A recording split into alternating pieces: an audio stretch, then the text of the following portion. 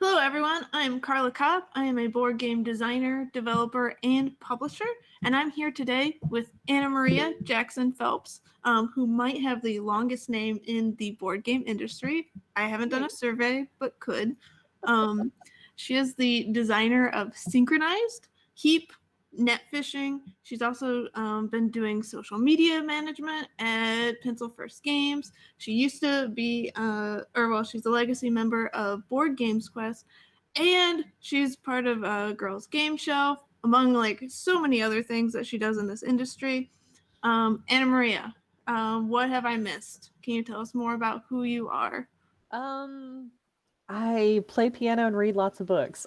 Industry wise, I do a lot of marketing for folks, and a lot of marketing consultation as well. So, and yeah, I've been diving into board game design for the last year, and I'm super excited about it. Mhm. Yes, so you took like the opposite way into board game design than I did. Like I started with board game design and then went content creation, and you've been doing content for like a number of years. Yeah, So couple at least. yeah. Well, I like how like if you stay in this industry long enough, you'll just like get more skills and do more things until you're practically doing everything. I agree. I think in addition to you just start to see like how the sausage is being made, as it were, um, you start to develop relationships with people who are doing different things in the industry. And if you're any sort of a curious person, you're like, hey, what are you doing over there? Let's take a look at that. And I think that might be something I may be good at or would like to try. Mhm. So today, the main topic is staying organized with your game design. What is something that you've learned in the last few months to make your game design a little bit more organized for this pandemic that we're in? Using online resources, I think, has been a big deal for a lot of people. Previously, and even when I started my board game design journey, a lot of playtesting and things of that nature were done in person, right? We go, we sit down with people at a table, you knock some bits around, and then you write down some notes on some index cards, and hopefully you remember where the index cards the next time you go to playtest. Now that we can't have those in-person meetings anymore, utilizing online tools, even as simple as kind of figuring out how to get cards up on a tabletop simulator type thing, and using a spreadsheet like Excel, or even just opening a Word document that you can share with folks so they can put in their thoughts, are two really simple tools that are very impactful for doing game design now that we're in a very different situation than we were last year. Yes, for sure. Like before this pandemic, I did not do tabletop simulator. I just said, you know, definite no. And then, yeah, I had to take that back. My whole like vow against it. So I yeah, actually have had a copy of Tabletop Simulator for I think 6 or 7 years now, but I didn't start using it until 8 months ago. yeah. Well, yeah, like the same thing with me where I bought it, at the very beginning. Like we bought like a family plan with a bunch of friends, and we used it once, and then I was like, you know what? I like board games because I can use my hands, and my hands do what I want. Um, and then I just didn't pick it up again. Um, but you mentioned your the different online resources, like you doing Word documents together. Are there any other things that you found are really helpful? Do you mean like in the online space or like physical organization sort of things? Let's do online space first. Those I think are the big two. Hooking up additionally with a couple of play groups online. Seattle has a fantastic one. I know there's one that's kind of mid-Atlantic New York area as well. We're at a situation here in the industry where this has been happening for so long that pretty much every night of the weekdays now you can find an online playtest group. And not only is that beneficial just for you to actually test your game and sit down with folks who want to play, but connecting with other designers, being able to pick their brains, find out what works, you can alleviate so many problems and like be so much more efficient if you find out what's been working for other people and what has not been working, because you may have this idea in your head that you're going to reinvent the wheel for the way that something works, and you can eliminate a couple of hours worth of trial and hair pulling when someone else goes, oh, well, that program doesn't actually work that way. You won't be able to do that. So I think the biggest resource that we have online is just the other designers who are out there right now trying to do the same thing. Find a community. I think that's enormous.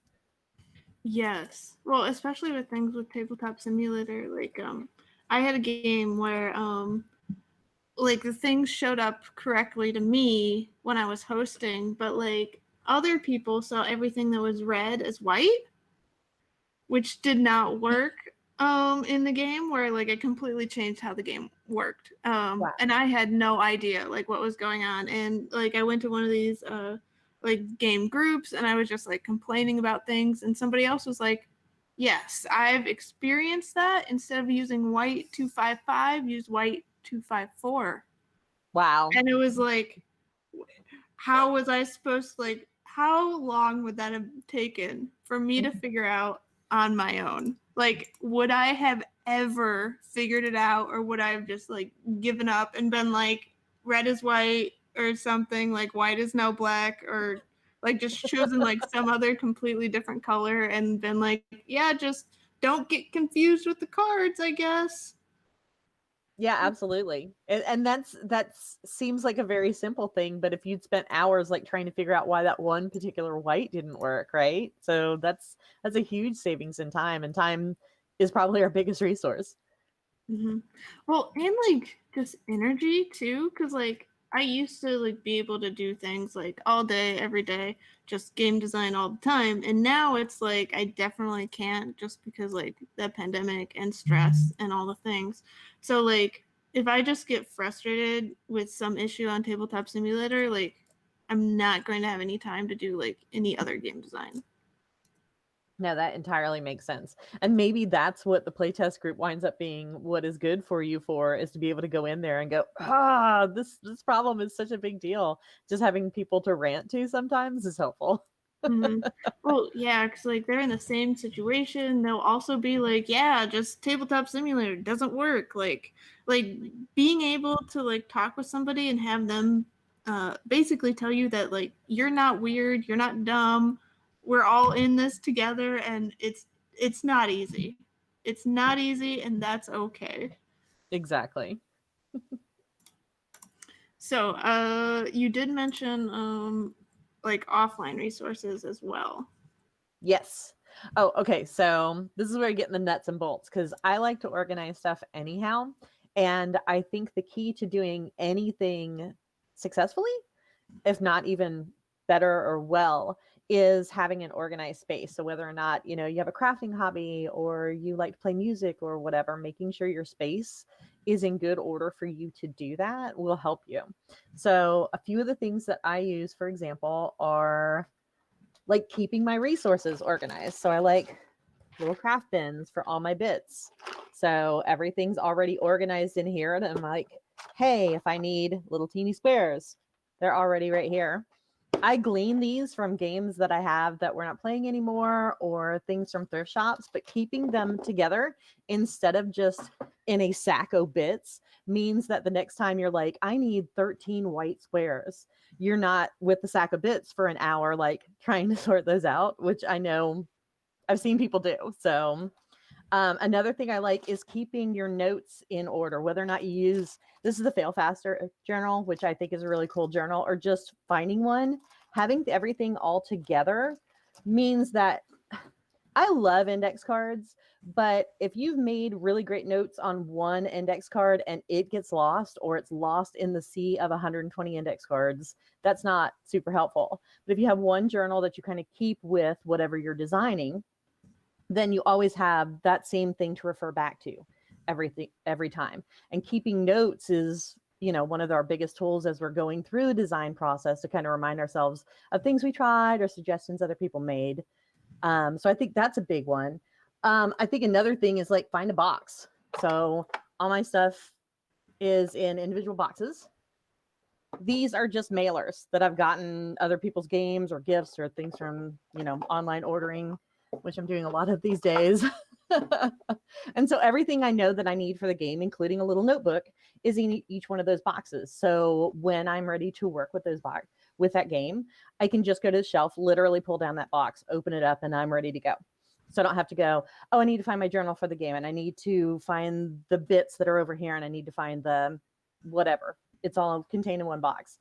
Making space is another huge part of that equation, though. If these boxes are in a closet, in the back, behind something else, and I have to pull everything out to work with it, that it doesn't work. It's a time waster. And the likelihood that you're going to do that on some days when you're kind of like, do I want to design? If it's available, you're going to, right? If it's right there, it's in your face, you're going to go, oh, it's easy. I'm going to just grab this box, sit down, I'm going to work with it for 15 minutes. But if it's like, I have to move the winter hats out of the way, and then I have to get the ladder out, and then I have to, you're probably not going to do that. So making sure, and that can be as easy as making a space in a closet, or even up until we moved recently, I used the bottom shelf of one of my game shelves. So my game design materials were literally with my games in the game room. So I could just pull them out. So that was like easy peasy. I think those are the really kind of big things, the big tools that I use, just making sure that my resources are organized, that my game materials for specific games are organized, and then that all my journaling and note keeping is organized. And whether or not you actually use a physical journal or you use an Excel spreadsheet or something of that nature, I'm slowly converting to using more online note-taking methods, because we all have phones in our pockets and you really can't lose those notes terribly. But there's something I still really like about actually committing something to paper. So, but that's just me. Yeah. So Estefana asks, do you use a regular journal or like a yearly planner? Or do you use a digital planner too, or just real paper journals? So this one that I use for, this is actually a marketing journal that I use, is just a plain journal. It's got some lines in it. And then I can kind of like subdivide. So maybe I've got a different thing on each page. And at the top, I'll scratch up really quickly that this was a play test on a certain date, or these were notes while I was, researching the size of something or whatever. And that way I can kind of flip through really quickly and just read the headers and figure out what each note is about. I like the Fail Faster journal for play testing, because there's space. Actually, I'm going to pop this one open real quick. There's space in here for who played, when it was, what the situation was, because I think situations play a lot more into play testing than we think. If you changed one little rule, or you were in a different space with different types of gamers, that can change a lot in what you do in play testing. So this one has a place for like your play testing, how long it took, changes that you made during, and everything. These are really cool. I think the only thing with these is you can copy this. I'm a big advocate of use what you have. So if you got leftover journals from like college or whatever, check out the headings and put them down. I don't necessarily think that you need to go out and buy a whole new kit of anything just to design a game. Start with, 6 index cards in your house, cut them in half, put them in a box, and see where you go from there. So. So one thing I really like about the Fail Faster journals, especially for new designers, is it has that scenario area where a lot of designers, like, they might not have a plan when they go to playtest. They're just like, hey, we're playtesting. And like, I sometimes ask like, oh, why are we playtesting? Or what specifically are we playtesting? And they're like, my game. And it's like, well, yes, but like having like a specific idea of like what you're doing with this playtest or what you hope to get out of it means like your playtesting is just way more efficient. I agree. I think that's another part of just organizing the playtest in general, right? Is to have specific goals of each playtest. And maybe early on, it's just like, is this a game? So you just want to play it a dozen or so times to see if it's worth continuing to devote time and headspace to. But after that, each subsequent playtest should probably be for specific reasons. What's optimal player counts for doing this? Does this rule change enhance how the math works? Does it make it crunchier? Does it make it more, party game-esque? They're having that sort of goal in mind as you go into each playtest makes your playtesting, like you said, much more efficient. So you have to do it less in a way. It takes far fewer individual playtests to test out one single mechanic than trying to figure out if that single mechanic worked across 100 playtests, because you weren't focusing on it. So I think that's a really great way to organize your specific playtest. Well, and also like what you said, like where you write down all the things, like if you do have any questions on that, like if you're like, oh yeah, did this mechanic work? You have your notebook and you don't have to go replay test because you have all your notes. You could, I mean, you could if you want to, but like I know I can't remember anything, so I heavily rely on all my notes to know, like, oh yeah, should I really go and do this thing that I thought was good? No, it was bad. It was for sure bad. And here's my notes. Like many other designers, I tend to remember the bad comments. But it's very true. If you write it down, in addition to just like, that whole thing where if you write something down, you're more likely to remember anyhow. You have a definitive note to inform yourself that, no, I did cover that. I checked it out. People loved it. People hated it. Here's how it worked. Here's how it didn't. And so I think that's a really big deal. And once again, it throws back to the efficiency of how you're playtesting. And one of the things you said where if you write it down, you're much more likely to remember it. I think that is really important. Like I know that some people are going like pure digital, but for me, like I love to write down like the notes and then like put them into Evernote or something later on, just because it reinforces when you write down, your brain remembers it, but then when you put all the like important notes back into like something that is like really easy to access, you like doubly remember it because then you have to type it out again. Exactly. So do you have any other favorite apps or programs to help stay organized? I would say those are my big ones. It's another kind of, I like to keep things as simple as possible. If I'm using, 7 different apps for my playtesting or for the things that I'm doing in design, I'm going to either neglect a couple or I'm going to start to feel like there's a chore in constantly working on just inputting the data. So, with games that I'm getting closer to as I'm putting together cell sheets and, and actually writing out rule books that other people will have to read, then it becomes a little bit more important to me to flesh those out, to share those sort of things. But even then, it's usually a Google Doc, a spreadsheet with a couple of pages for dates and times and who and those sorts of things. But those are really the 2 major ones for me. I think in particular because those things are shareable. So if I do want to, for example, Synchronized, I am designing with Emily LaRoche. And so we can just go back and forth and we don't even have to, I mean, we do, but we don't even have to like pull up social media and chat through there or call each other. We can just be like, okay, well, I tried this and this worked, or, I'm going to highlight this and ask you about this part right here. So I think especially for collaborations, it's really great to have tools like that. Mm-hmm. Yeah, I use a Dropbox paper for that, where it's the same thing where like I can just have a list of questions, and the next time my co-designer goes to look at it, they're like, "Oh, here's all Carla's questions." I'll just write the answers, and it just works out really well. I love that kind of communication anyhow. I've been trying to instigate like in all of the work that I do, like what they call a no hello, which is when if you need me or you need something from me, just say what it is and don't be like, hey, are you online right now? Because then I have to say yes whenever I'm online, and then you have to ask the question. If you just ask the question, then I can just answer the question and we're both done and we can move on and do something else. So I know culturally some people are like, oh, but you should say hello and how are you doing first? But if you're already kind of in a working relationship anyhow, like spit it out and y'all can talk about Thanksgiving next time. So Oh yeah, so that's one of my pet peeves. Like I hate when people are like the only thing they send is, "Hey, are you online?"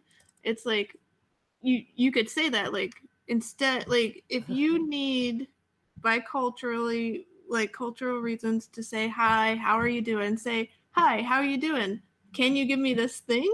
And then it's just twice as fast. It's just, I don't know. I read that in like a book or something where it's like don't waste any time. Like if you're gonna send an email, don't like ask like, hey, when are you available? Say like, oh yeah, hey, when are you available? I'm available at these times. Do any of them work? Like make it super easy for people just to like give you the information instead of like giving you all this other things that they don't need. Even just from, I mean, if you take the efficiency level out, for people that have certain mental health issues or whatever, getting a message that's just like, hey, we need to talk, you can sit like the whole day and be like, oh my God, what's going to happen? And it's usually something as simple as like, I didn't get that graphic, or, do you think this looks cool? But do some folks a favor and make sure you spell out what you want to talk about.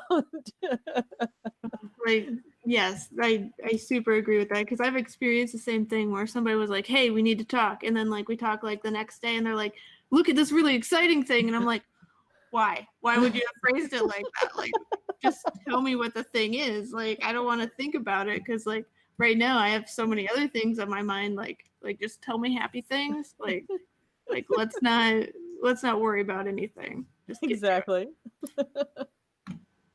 So, is there anything that you don't do that helps you stay organized? I know there's a school of thought that it's like writers do, where they're like, I will sit down with this for 15 minutes every day. And I think that works for game design too, to a point. I think there is a diminishing return with that. And I know that there are some designers who say that, sit down with it, block out, an hour or two, crunch through an entire problem at one go.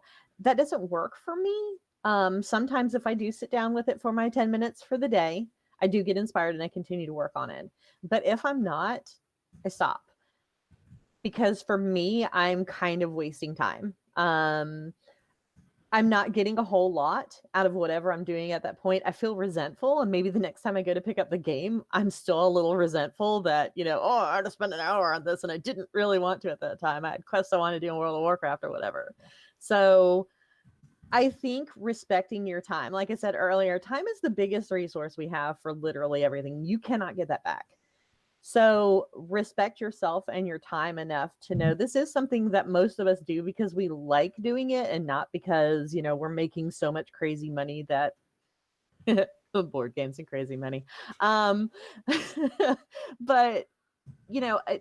grab the game, see if you get inspired. And if you do, great. And if you don't, box it up and put it back on the shelf. You're organize your time such that you have blocks of time when maybe you are feeling more inspired. Recognize when those times are for you. I like to get work stuff done first thing in the morning, and I like to super chill last thing in the evening.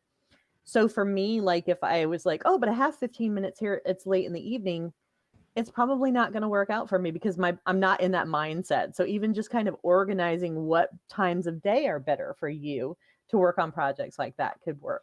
But I think respecting your time is a huge skill, a huge thing to learn about yourself, and something that will help you. And not everyone's method is going to work for you. So these are skills, these are tips that you can learn from other folks or you can hear and you can try and implement them. But if it doesn't work, then move on. It doesn't make you any less of a designer or any worse of a designer or anything else.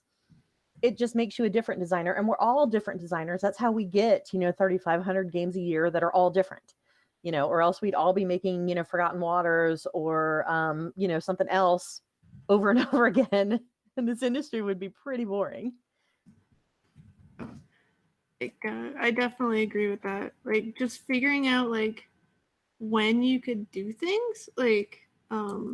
So I learned early on, like I used to like force myself to do things in the morning. But now since like I'm working from home all the time, like I exercise in the morning because my brain is not going to do anything at like 9 a.m. That's That is just a fact. Like, well, I mean, maybe one day. And maybe like on that like rare occasion that I get inspired, I'll like go directly to my computer and do the thing. But most days it's like I'm gonna exercise right after I get up because, you know, like when my brain isn't working, I can trick my body and it's like, oh yeah, we don't even notice that I'm running. It's fantastic.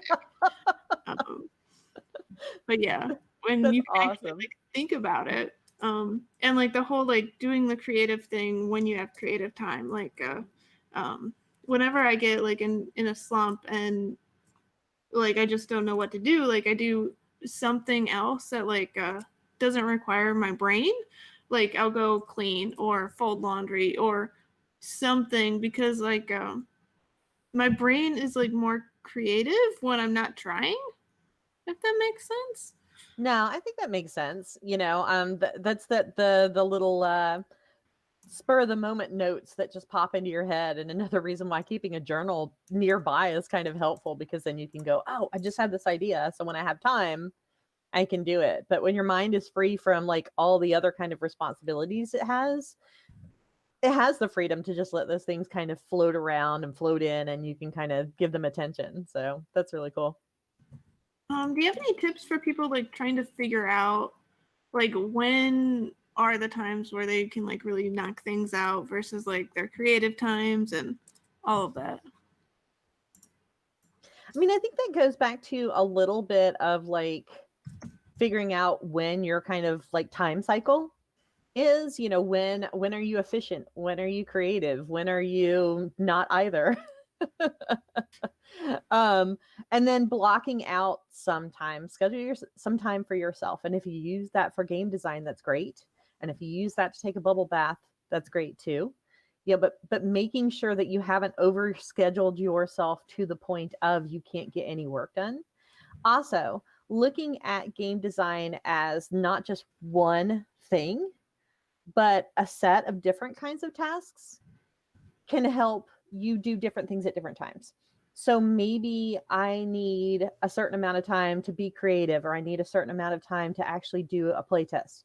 But then if I break that down, maybe doing play tests sometimes means playing the game with people, and sometimes means doing data entry of my notes, and sometimes means sitting down while I'm watching Great British Bake Off and just sorting through my resources. Each of those individual tasks is going to push your game design forward, and doesn't have to be lumped as one big enormous thing. We don't really think about a lot. I think we put things in boxes and we're like, oh, household chores, and that's one big box. But when you think of like your household chores, you've got to wash the dishes and you need to do the laundry and you need to sweep the floors, and those are all separate tasks. And I think game design is exactly the same. Sometimes your task is, I need to think of a different mechanic because this is not working, and that's more brain oriented. So it's a good time for times when your brain's working well. And sometimes it is as simple as, we were just recently moving. I pulled a box out of a box, one of my bits boxes, and it exploded everywhere. So one of my game design tasks the past couple of weeks was to literally sit down with a box and pull hundreds of little teeny resources out and put them in another box. It was time consuming, but it was something I could do while I was doing something else that I liked because my brain wasn't involved. And so breaking them into those tasks can also mean sometimes you can do things when you're feeling a little bit more physical, right? Like maybe sorting a box while you're on the treadmill in the morning, or I don't know, something that's more physical at times when your brain doesn't want to be engaged.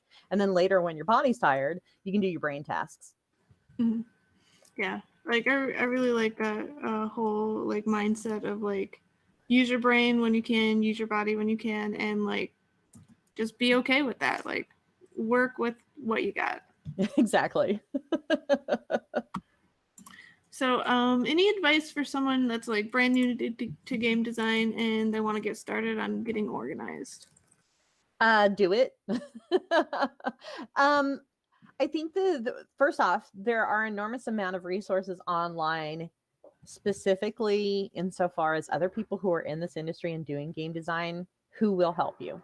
Reach out, like ask questions, find a group. There are game design groups that are specific to certain locales. Like I'm part of a Seattle game designers group. But there are also, if you feel more comfortable grouping with, say, a group of women, There are women's game design groups. Do a quick Facebook search, do a quick Google search, find a group that feels like it might fit you, and go in and start asking questions. That one thing is going to save you so much time on your journey. When I'm wearing my marketing hat, sometimes I am approached by people who have been like, designing a game for the last 5 years, and they haven't been super industry adjacent. And while that's fine, sometimes you can see, oh gosh, if you just talk to a couple other people who already do game design as this hobby, you would have known that this thing isn't something that really works really well, or you would have known that this is a mechanic that's really been overused and has been supplanted by something else. So it comes back to organizing your time, right? And using online resources insofar as other game designers and game design groups is something that's going to save you an enormous amount of time. And when you're new, people in this industry are largely very kind, and you're going to get lots of advice and lots of help. So I think that's a big deal.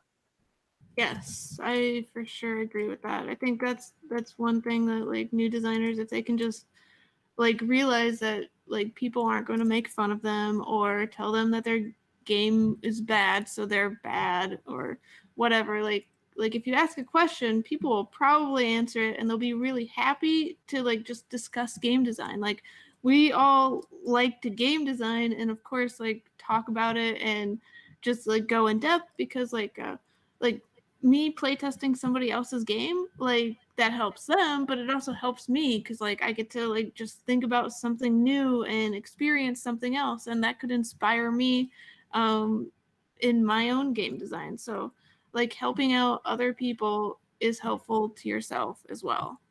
Yeah, and I think expanding the circles with the online communities that we have help too. If you A, get in a rut, you've got a group of people to go to, or B, if your local group isn't a really great fit for you. um I'm sure we've all had a bad playtesting experience, and I had a not great one with a group of designers that I was local to, and had that been my only resource, I might have stopped designing, because of that singular experience. But if that circle had been that small. So if you can expand your circles even further, then you can go and either commiserate with people who've had similar experiences to you, or you can just go, hey, someone said that this mechanic sucked and I was stupid. Do y'all think this sucks? And get a second opinion. So I think that's enormously helpful as well. So, what's something you wish you knew when you started designing games? Gosh. That's a really good question. I'm not sure. A ton of stuff. I mean, that's not that I'm like, oh, I'm so good at this that I don't know. It's more like I feel like I've learned so much over this process. Um, I love to see more and more people coming into the space. And as we play test online, folks that didn't even play test are coming in and seeing how that process works. Because I think something that when I jumped in, I didn't realize not just how much you need to play test, but how much you need a very diverse group of playtesters to play your game, to get different opinions on and start to really kind of tailor, like, who is this game for? Who is going to, enjoy this experience? Why doesn't this work for certain people? Things of that nature. So it was a surprise, but a pleasant one to realize that, you didn't just kind of sit around with a whole group of other elite cool board game designers and like throw these concepts and mechanics around and come up with this perfect product. It was like, it's the culmination of hours and hours and hours of sitting around with everybody from, brand new gamers to folks who've been doing it for 40 years and working your way through it. It's kind of a collaborative process in a lot of ways, and I really like that. Mm-hmm. Yes, I wholeheartedly agree about like getting like such a diverse group of people. Like I recently realized I need to like care about hand sizes, like people's physical hands for components, because I designed a roll and write, and apparently like if you have giant hands, like it's super hard on the thing. On the sheet of paper that I designed for it, and I was like, oh well, it works great for my tiny hands, so like why, like it wasn't even something I even considered until somebody was like, oh yeah, like I know I have massive hands, but this is hard. I had the opposite happen to me with a game I was playing last night where I have very small hands. And that was not accommodated in the game. So if I had been playing purely solo, I would not have been able to finish the experience because the mechanic was such that you had to like hold an entire deck of cards and like flip through them or something. And I couldn't really even hold the deck of cards. So you're right. Things like that are so important to see different people with different abilities. Sometimes just watching someone else read through a rule book that makes sense to you and your partner and everyone else, and then someone else who digests things that they're reading, it doesn't make any sense to at all. So then you can kind of go back, okay, and go, how would I edit this for somebody who learns things in a different way? Oh yes, like with blind playtesting or just getting somebody else to read your rule book, like I realized that there's like 20 different like maybe reading types, if that makes sense. Wow. Like just by putting your rule book in front of other people, like and people don't realize that they're not reading every word. It's just how it is. Like I have seen people where they just don't look at pictures and they don't know it, or like if something is in like a box that's like, oh, very important, some people just don't see it, and it's like, but it's very important and I wrote very important, so I wanted them to see it. But like yeah, like so getting people to read your rules and see how they interpret them is like, I don't, that's one of my like last things I do with game design, but it really helps me like streamline and simplify all the things that don't need to be in the game. There was a really great Twitter thread that Suzanne Sheldon started talking specifically about different ways that people like, and this was Endgame, but it made me think about the way I design things, different ways that people learn the rules for something, and I think I'm wanting to say that she was kind of like, she watches something first and then goes and reads the rule book. But then there were other people that were like, I cannot watch a video and learn the rule book. And so that kind of made me think about, okay, how do I try and make this piece of paper? What do I add? What are the things that I consider when I'm putting together a rule book for people that learn all these different ways? So if you're thinking about it, if you're in a rule book stage in your own design, I encourage you to hop on Twitter and look up that thread, because it was really cool to watch different people weigh in and go, no, I do it this way. So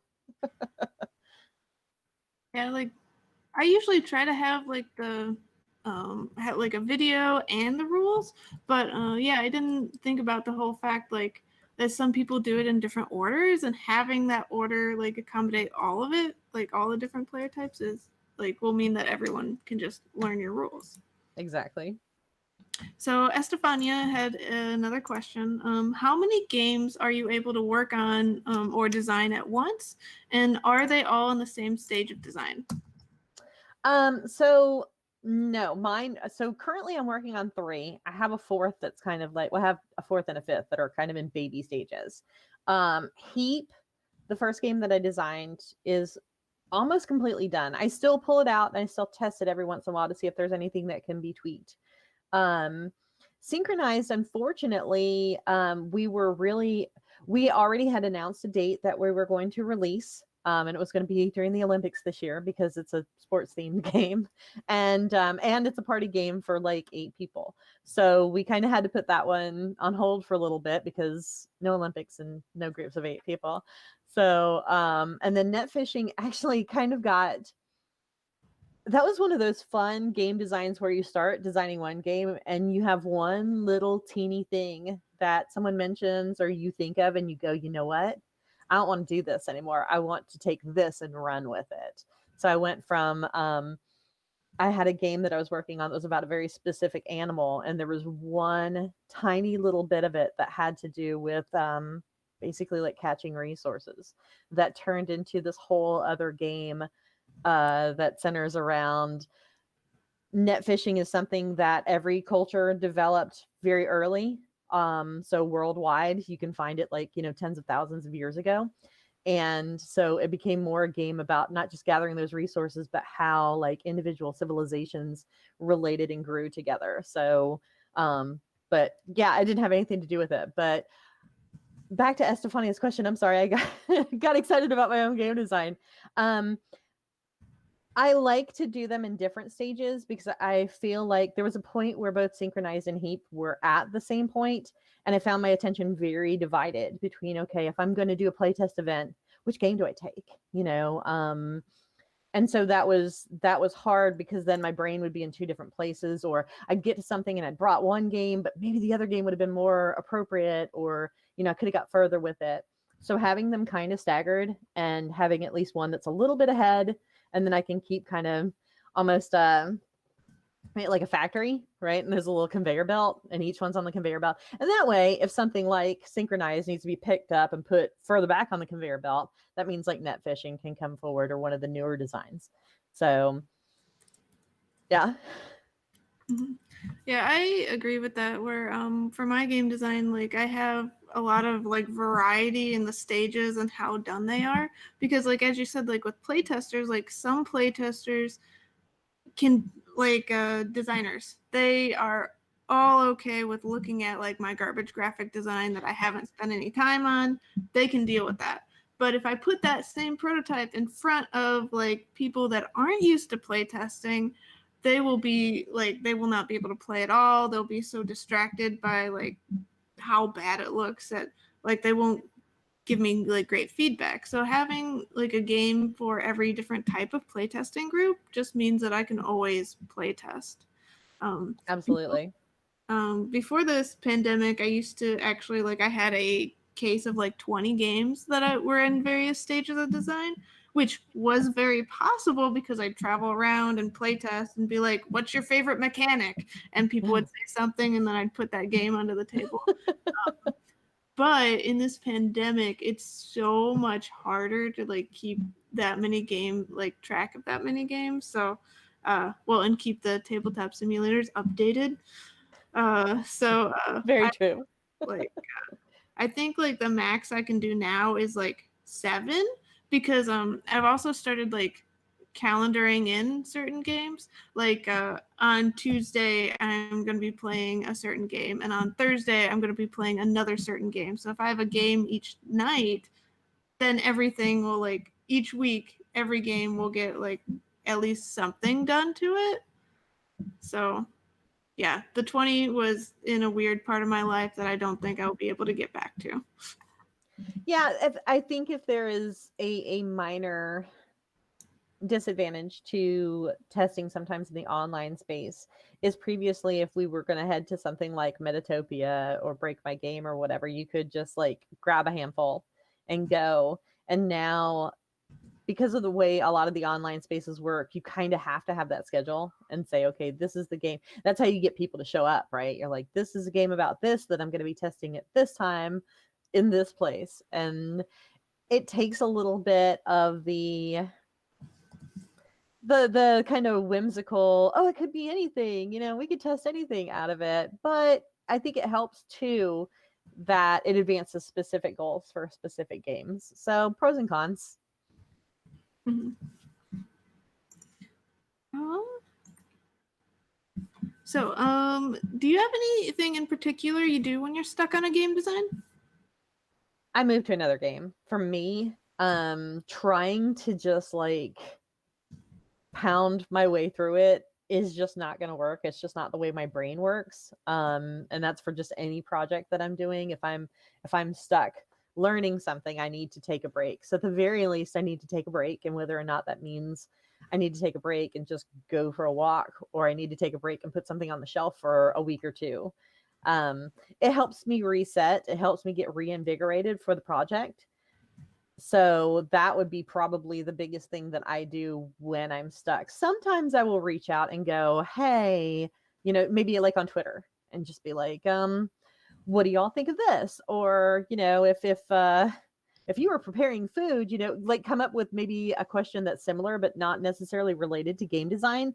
Because I feel like if you ask a game design question, you're going to get people who just specifically think of themselves as game designers. And not only is that like already a small subsection of the people on Twitter, sometimes it's a smaller subsection than even of game designers, because there's a lot of people in the industry that have a little bit of imposter syndrome or don't think that they should weigh in because, it's not their project or whatever. So if I can reframe the question into something that's very general, like, what type of fish would you expect to catch if you threw a net into your local waters? Has nothing to do with game design, but has to do with something specifically I was thinking about my game. But I got tons and tons of answers on it from just people who like fishing, who live near water, who whatever. And that kind of helped me get past a place where I was stuck, because I got all these really cool ideas from other people. So between the two, I like taking a break, or I like trying to throw out the problem in an interesting way to other folks and see what happens. Mm-hmm. I really like that whole idea of like specifically not saying it's about game design. Like, I think that that's fantastic for all the reasons you mentioned, like especially with the imposter syndrome. Like everyone's a game designer if they've designed any game. Like, you don't have to reach any threshold, but like we have all these mental blocks where like you don't want to like look silly, but like you can't really look silly if you just answer like, oh, what kind of fish is in my local area? Like, it's gonna be something. And no one's gonna Sure. make fun of you for that. So like making it more of a safe place is really good. Absolutely. And I think that imposter syndrome, I mean, that goes across industries, but I think really in our industry, we have all sorts of kind of strange, arbitrary, if you've published a game, if you've sold a certain amount of a game, we set things up like that. I'll tell you honestly, I mean, I talk on the internet about games for a living, but this interview actually has had me nervous for about a week because I don't get to talk about game design a lot, and so I don't always think of myself as a game designer. So it's like, ooh, does anyone actually care what I think about game design? And then I was like, I'm gonna talk to Carla anyway, so it's gonna be super cool. And maybe and maybe someone will get an answer to a question, and then their game design will be better for it. So I'm sure there's plenty of people that will get a lot out of this. Like, you are a game designer. Doesn't matter like how many games you've sold or like if you've changed anyone's life or whatever. Like you just need to design a game. Like, it, I don't know, it's in that. But there are a lot of people that I just have to tell, like, yes, you are in fact a game designer. Doesn't matter your skill, you've helped out someone at some point in time. absolutely. Um, is there anything else in game design that you're passionate about? I love fresh new themes and ideas. And even I would rather take a mechanic that's kind of, overused, or people have seen a lot, and take some kind of fresh theme and put over the top of it. And then from there, work on how it fits and what needs to change about the theme. I know we've talked about this a lot in the industry, but there are a lot of games that are centered around particular themes, and some of them aren't necessarily healthy for us as a culture. And some are just like so old and tired, nobody wants to play games with that theme anymore.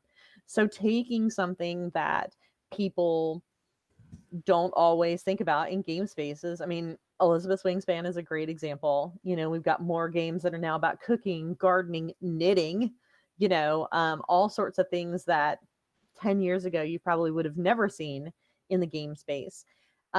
Taking themes that you're interested in, whether or not you have a hobby outside of your game design that is something that you don't see in game spaces, make it game adjacent. Like, take that and take a basic game, slap it over poker and try it. If crocheting blankets poker sort of works, but you just need to kind of tweak it a little bit, like, start tweaking that. If nothing else, it's going to give you ideas for something that maybe is not related to crocheting blankets poker, but it's kind of one of those creative exercises that really kind of gets the juices flowing. But I think introducing new and interesting themes to our hobby grows our hobby, because we see people with those interests go, oh, hey, I didn't think of trying a board game, but there's a board game about this thing I already like.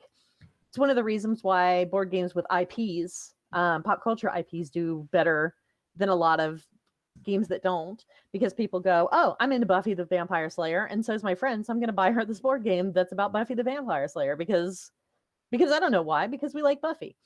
Um, and I think that could probably be used for friggin' anything that people are interested in. You could turn it into a game. So yeah, interesting themes. I've bought more games, I think, this year based entirely on if the theme was kind of quirky and different than whether or not it necessarily had a mechanic that I was like super on fire about. So I think that's like such an interesting point about having new and different themes to grow the hobby. Like, um, like isn't anyone really interested in trading in the Mediterranean anymore? Um, not since like the Middle Ages. yes, exactly. But like beekeeping. Um, I once shared a booth with Hit 'em with the Shoe Games, who made a game about bees, and there were so many people that came up to their booth that was just like they were so passionate about bees. Like they weren't like that into like board games or anything, but like they needed the bee game. So like just all these things we can do to get more people into the hobby and make it more diverse. Like I think it'll just be better for all of us. And like Absolutely. from a marketing perspective, like it's much easier to be like the B game than it is to be like, oh well, you're one of like 200 games in this store. So Oh, sure, absolutely. I mean, that, putting on the marketing hat for a second, it is way easier to be like, I have this cool new thing that I also can approach a whole nother segment of folks on social media or folks in particular hobbies that have not been inundated with, board game, Kickstarter board game, and bees is a good one, right? That bee game came out, what was it, 3 or 4 years ago, and now there's like 7 or 8 B games that have come out. So you can also kind of inspire like things of that nature. So yeah, I think themes are a great way to make our hobby more inclusive and certainly more diverse. So that's a really big deal to me. Baz had a question. Is there any crazy mechanism you'd like to see more? For example, literally burning things, actual water, ripping up paper, listening? I don't necessarily love destroying game components just from kind of an environmental standpoint. Like one use things aren't great for the planet. I do think that seeing different ways of like solving puzzles, like when a new unlock or a new puzzle game comes out and has like a really cool, interesting, a lot of puzzle games happen, are the same type of cipher, the same type of decoder ring, those are fun and fine, but it gets a little dull after a while. And so when something introduces something that is the game that I was playing last night actually had, by the end of it, you had to flip over all the cards and turn it into a flip book. And you had to flip it to make a movie to get the last part of that movie to figure out what was the end. While it could have been implemented to be a little bit more accessible to people that have small hands, for example, it was a really cool mechanic I'd not seen before in a board game, and I thought that was really interesting. I think puzzle games lend themselves really, really well to that because those folks are trying to find different ways to make your head work. If you've ever played anything by Rita Orloff, she does the Post Curious puzzle games. They are so freaking clever, and every single puzzle is something entirely new, and makes you think and makes you go and as a designer makes me think about game design, but just as a player makes me start to look at other things in life and go, gosh, if I just turn that, or if I just change the perspective on that. So I really like puzzly things that are different. Trying to think of other mechanics. I would like to see more dual mechanics in a way. I know listening was something that you said. And the problem with like pure listening games is they aren't accessible. I usually play with someone who's hard of hearing. So those games don't work for us.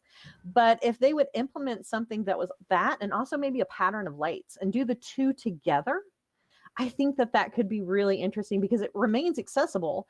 But even for folks who maybe don't have trouble hearing or have trouble seeing, maybe the way that they remember or the way that things engage them is different. So I may hear it fine, I may see it okay, but for me, seeing the pattern worked better than hearing it. Or maybe hearing a pattern or a tone worked better than reading it. So seeing multiple mechanics tied to a single problem or puzzle or section of a game would not only kind of make them add a certain amount of complexity, it adds a certain amount of accessibility that I think would be a really positive force for our industry. Yes, I fully agree with that. Like there was this one unlock game where you had to like listen, and I am so bad at like listening. Like it just like I can't do it. It gives me a headache. So like I just had to like have somebody else do that part just completely alone, and then like that's no fun. Yeah. But if there was an option where like I could have like looked at a card or done anything that wasn't like hearing related, it would have been like a lot more fun. We're at the end of the hour. If people want to find you after this, where can they go? So I am on Twitter as girlsplay_games. I am in like probably 60 different Facebook groups. um, I'm usually the one checking through the stuff on Girls Game Shelf. So if you ask that, I will probably see that as well. But I spend a lot of time on Twitter, especially. So chat me up there. I'm getting back into actually doing stuff on my Instagram. So I think that's Girls Play Games too. But it's AnnaMaria Jackson-Phelps if you want to just look it up by the name. So those are probably the best places to find me. Oh, thank you so much. Any last words? I just noticed that Bez said "chat me up" means something different in the UK. Sorry about that. but see, like things like "knock me up in the morning" mean something different here. So so those are my last words. Well, on that note, I hope everyone has a great weekend and they either get chatted up or knocked up or whatever they want to happen. Have a great weekend. Live your best life. Love you all. Bye.